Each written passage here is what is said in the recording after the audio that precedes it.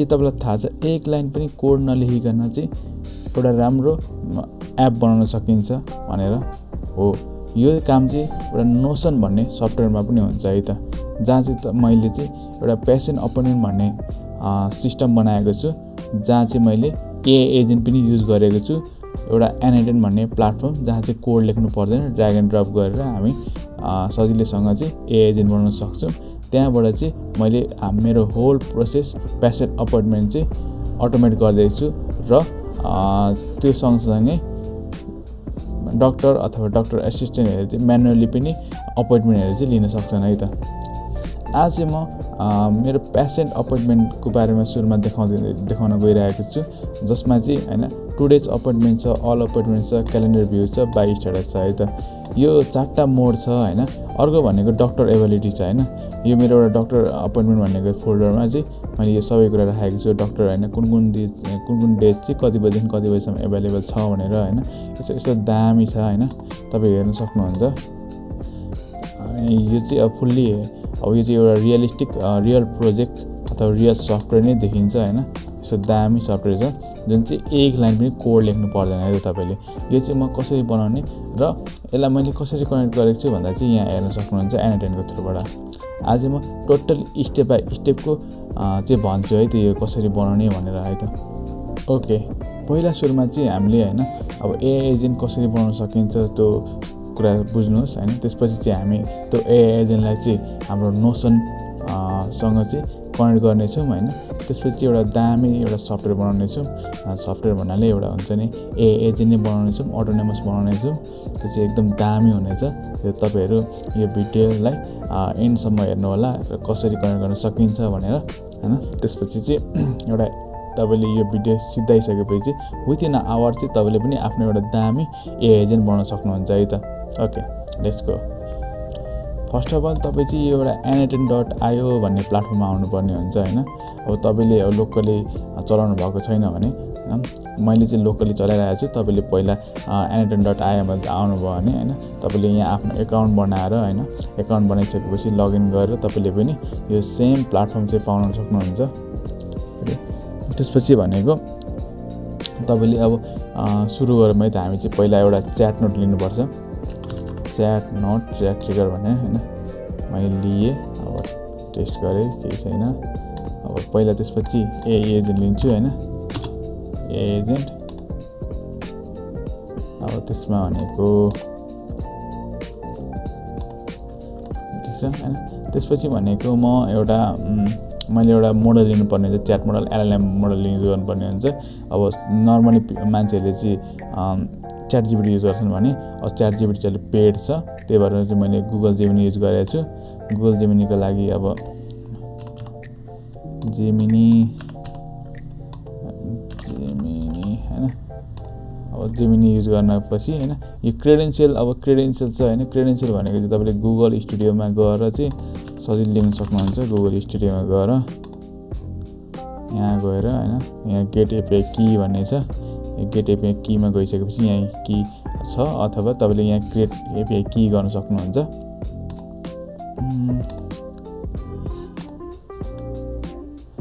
त्यसपछि भनेको मैले चाहिँ एलएलएम मोडल लिएँ हैन।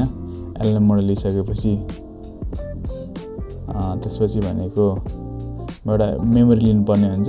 मेमोरी चाहिँ हैन डिफ्रेन्ट छन्, जस्तै मंगोडीबीको छ हैन, अनि पोस्टग्रेस च्याट मेमोरी छ, रेडिस छ हैन। तर सबभन्दा सजिलो भनेको सिम्पल मेमोरी हो। मैले चाहिँ अहिले 5 गरिदिएको छु हैन। त्यसपछि भनेको कन्टेक्स्ट विन्डो लेख्दा है 5वटा चाहिँ हिस्ट्री राखेको छु। यो चाहिँ एकदम इम्पोर्टेन्ट छ। त्यसपछि भनेको मैले चाहिँ यसमा आउटपुट खासमा भन्नु भने आउटपुट हाल्नुपर्ने हुन्छ हैन। म चाहिँ पहिला हेलो भनेर मैले सुरुमा एक्जिक्युट गरेँ हैन। एक्जिक्युट गरेपछि तपाईँ हेर्न सक्नुहुन्छ मेरो च्याट इनपुट छ हैन। त्यही भएर मैले चाहिँ च्याट इनपुट यहाँ आइरहेछ। मैले चाहिँ सिस्टम प्रम्प्ट पनि दिनुपर्ने हुन्छ। सिस्टम प्रम्प्टको लागि चाहिँ मसँग एउटा सिस्टम प्रम्प्ट छ। म त्यो सिस्टम प्रम्प्ट चाहिँ तपाईँलाई चाहिएमा चाहिँ कमेन्ट गर्नु होला, म तपाईँलाई प्रोभाइड गराइदिनेछ है त।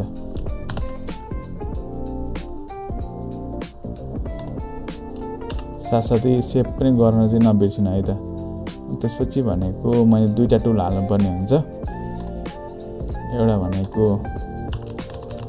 नोसन, अब नोसन टुल छ हैन। अब नोसन भनेपछि अब मैले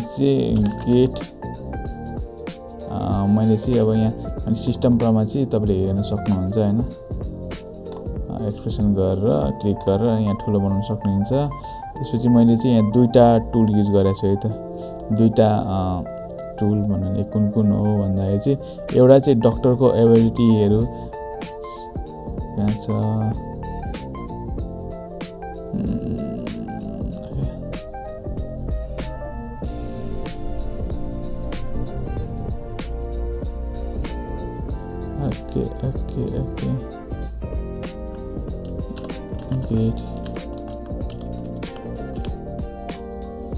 okay get doctor ability tool call गर्छ हैन, जुन चाहिँ डक्टरको कुन डेट चाहिँ कति बजेदेखि कति बजेसम्म छ भनेर एभाइलेबल गर्छ, एभाइलेबल छ कि छैन भनेर चेक पनि गर्ने हो हैन। अब यसको यो टुलको नाम चाहिँ त्यो राख्नुपर्ने हुन्छ। त्यसपछि भनेको गेट गर्नुपर्ने हो हैन, डाटाबेस गेट मेनी। अब डाटाबेस पेज गेट मेनी गरिसकेपछि डक्टर एबिलिटी पेसेन्ट एपोइन्टमेन्ट छ है त। यो तपाईँहरूसँग देखाउन नसक्ला हैन, त्यही भएर पहिला सुरुमा चाहिँ के गर्नुपर्ने हुन्छ भन्दाखेरि चाहिँ एउटा कुनै पनि पेज क्रिएट गर्नुभन्दा पहिला चाहिँ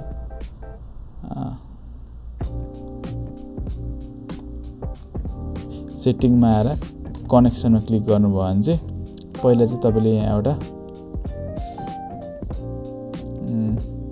एकाउन्ट बनाउनु पर्ने हुन्छ है त। तपाईहरुलाई भिडियो मन परेमा लाइक, शेयर र सब्स्क्राइब गर्न चाहिँ नभुल्नु है त।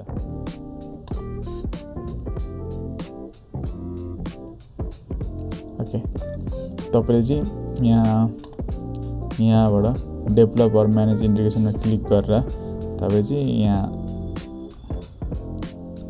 क्लिक गर्नुभयो भने चाहिँ तपाईँले एउटा नयाँ इन्टिग्रेसन गर्न पाउनुहुन्छ हैन, जसमा चाहिँ तपाईँले यहाँ एउटा नाम इन्टिग्रेसनको नाम दिएर एउटा अब कुनमा हो क्लिक गर्ने हो, तपाईँको कुन चाहिँ टिममा हो, ओन टिम हो कि कुन हो हैन। त्यसपछि एउटा क्लिक गर्न सक्नुहुन्छ। यो चाहिँ मैले अलरेडी बनाइसकेको छु एनाटोमी डेमो भनेर हैन। अनि यो बनाइसकेपछि चाहिँ अब के गर्ने भन्दाखेरि त्यसपछि भनेको अब कुन पेजहरू जस्तै छ नि यो पेज, अब यो पेजमा चाहिँ म यो 3 डटमा क्लिक गरेँ भने चाहिँ यहाँ कनेक्सन हैन, कनेक्सनमा चाहिँ यसरी हेर्न सक्नुहुन्छ हैन। अब यहाँ चाहिँ आएर चाहिँ तपाईँले एड कनेक्सन गर्नुपर्ने हुन्छ हैन। जस्तै एनाटोमी डेमो भनेर अलरेडी एड भइसकेको छ, त्यो देखाएको छैन हैन। यो कनेक्सन गरिसकेपछि मात्रै चाहिँ यहाँ देखाउने है त, यहाँ देखाउने है त, अदरवाइज चाहिँ देखाउँदैन है त। सो यो चाहिँ मेरो कुन डाटा चाहिएको थियो, डक्टर एबिलिटी चाहिएको थियो हैन। अब म एक्जिक्युट गर्न सक्छु डाटाहरू कस्तो आउँछ भनेर हैन। सो ठिक छ है त, मैले एउटा नोड बनाएँ। अर्को भनेको चाहिँ अब मलाई चाहिएको छ के भन्दाखेरि चाहिँ डाटा इन्सर्ट गर्ने र यसको मैले सिस्टम प्रम्प्टमा लेखेको छु हैन, पक्कै पनि इन्सर्ट पेसेन्ट एपोइन्टमेन्ट हैन, ओन्ली कलेक्सन पेसेन्ट एपोइन्टमेन्ट भन्ने छ हैन। यो चाहिँ मैले चाहिँ अब एउटा टुल नोसन लिनुपर्ने हुन्छ है त। नोसनमा पेज क्रिएट, यो टुलको नाम चाहिँ मैले त्यो लेख्नुपर्ने हुन्छ है त। अनि त्यसपछि भनेको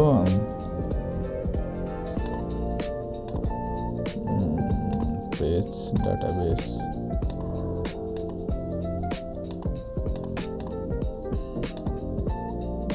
पेज क्रिएटमा गरिसकेपछि चाहिँ पेसेन्ट अपोइन्टमेन्ट्स भन्नेमा, किनभने मैले यो पेसेन्ट एपोइन्टमेन्ट भन्नेमा चाहिँ इन्सर्ट गर्नुपर्ने हुन्छ हैन।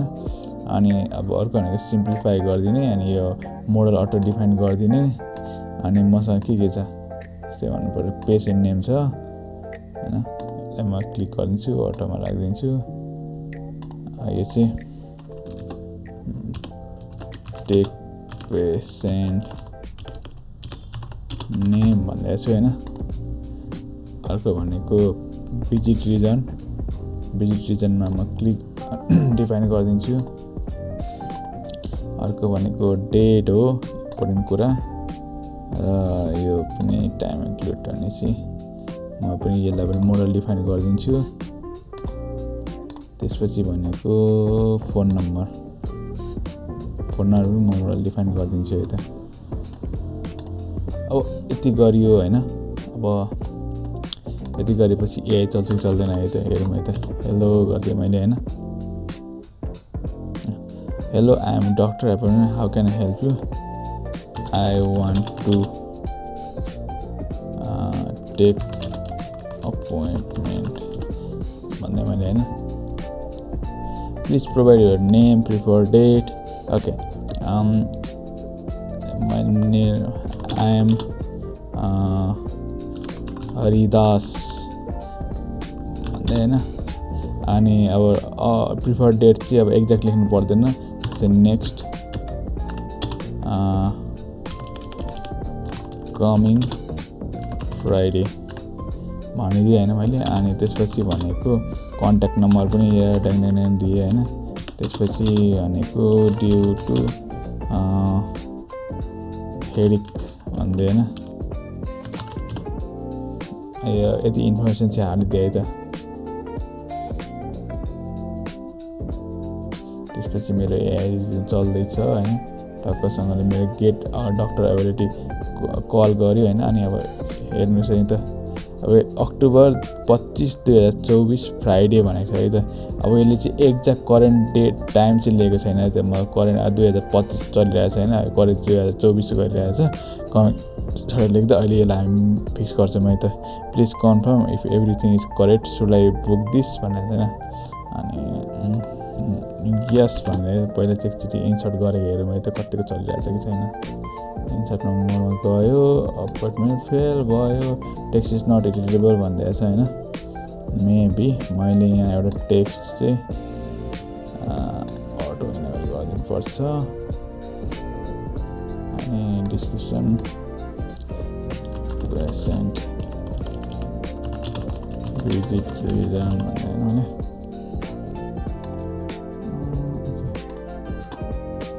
टक्कसँगले मैले फेरि के गरिदिएँ भन्दाखेरि फेरि एकचोटि रिडर गर्छु है त। टक्कसँगले मैले यो हालिदिएँ message, output is none, what is this, के आयो यस्तो। हेलो,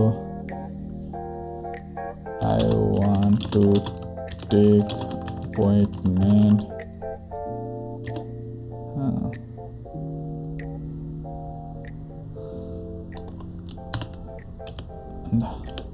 मैले चाहिँ यो हालिदिएँ त, वाट इज युर नेम भनेको छैन, तर मैले पुरै डिटेल हालिदिएँ। टक्कसँगले मेरो कल भयो, यस भनिदिने हो। त्यसपछि यस भनेपछि मेरो फाइनल कन्फर्मेसन लिन्छ। त्यसपछि यस भनिदिने हो। अनि टाइम रेन्ज पनि देखाइरहेको छ। त्यसपछि यस भनिदिइसकेपछि इन्सर्ट मोडमा गयो। ल, इन्सर्ट भयो। इन्सर्ट भइसकेपछि phone number, patient name Haridas, property visit headache हैन, भिजिट रिजन चाहिँ हेडिक भएको छ हैन। त्यसपछि तपाईँले यहाँ गएर चाहिँ हरिदास हैन अपोइन्टमेन्ट आएको छ, सेड्युल भएको छ। अल अपोइन्टमेन्टमा गयो भने चाहिँ देखाएन। अरे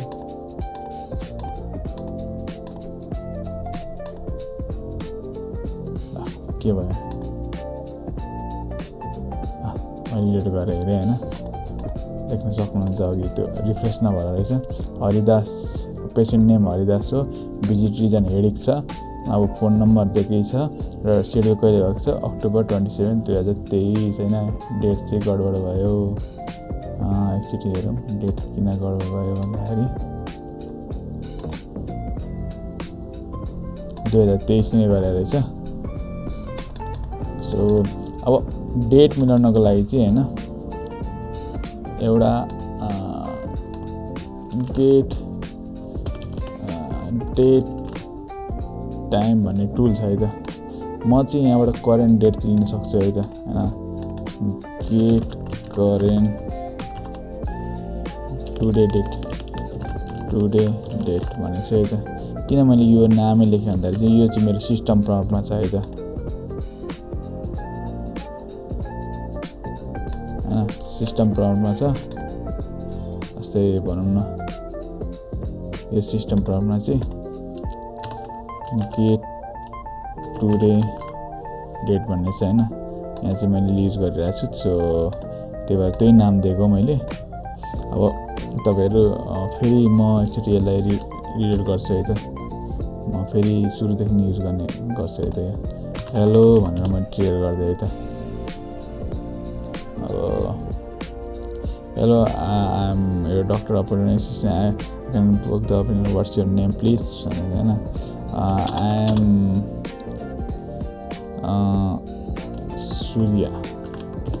Surya.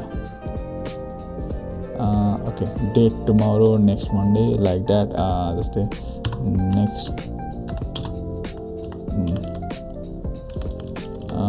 Okay. भनिदिउँ न next Tuesday भन्दै मैले त। नेक्स्ट ट्युसडे भन्दै हैन। Get a doctor availability call by sorry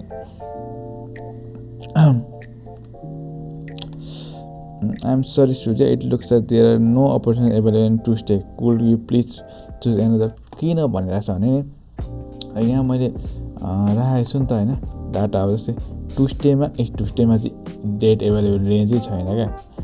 त्यही भएर चाहिँ त्यो देखाइरहेछ क्या।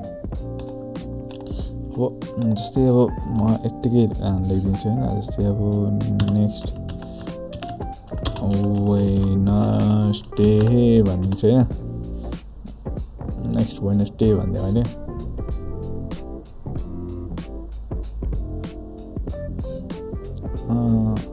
ओके जस्तै मेरो गेट टुडे पनि कल भएको थियो हैन। त्यही भएर नोभेम्बर 26 भयो है त। त्यो दिन चाहिँ पर्दो रहेछ है त मेरो नेक्स्ट वेडनेसडे भनेको चाहिँ। एउटा time range also please provide your contact number भनेको छ है त। एन्ड रिजन फर भिजिट भनेको छ। ओके कन्ट्याक्ट नम्बर यो भनिदिन्छु हैन। अनि reason due to personal reason भन्दै त मैले जे पाए त्यो लेख्दै है त। त्यसपछि भनेको यो चेन्ज गर्यो। त्यसपछि okay Surya here is summary of the appointment details visitor Surya यति भनेको छ हैन। पर्सनल डिटेल भने personal reason average time range चाहिँ यति भएर please confirm everything so like book the मैले चाहिँ अब अहिले बुक गर्नुको सट्टा पहिला सुरुमा के गरेँ भने no can you book for November 20 भन्दै क्या। नोभेम्बर 20 किनभने आज नोभेम्बर 21 हो। म पास्टको चाहिँ बुक गर्न खोजिरहेको छु क्या। पास्टको बुक गर्न खोज्दा के भन्छ है त युजली नमिल्नु पर्ने हो हैन। Sorry appointment can only be book from the today up to 1 month ahead. November 2020 is the past please provide the another date. Next Sunday it's okay भन्दै मैले चाहिँ हैन। नेक्स्ट सन्डे इट्स ओके भन्दै त्यसपछि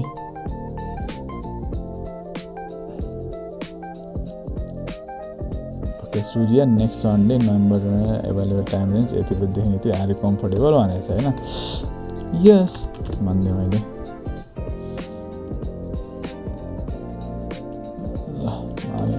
पुरै दिएको छ डिटेल। अब लास्ट कन्फर्म गरेको चाहिँ यस भनिदिएपछि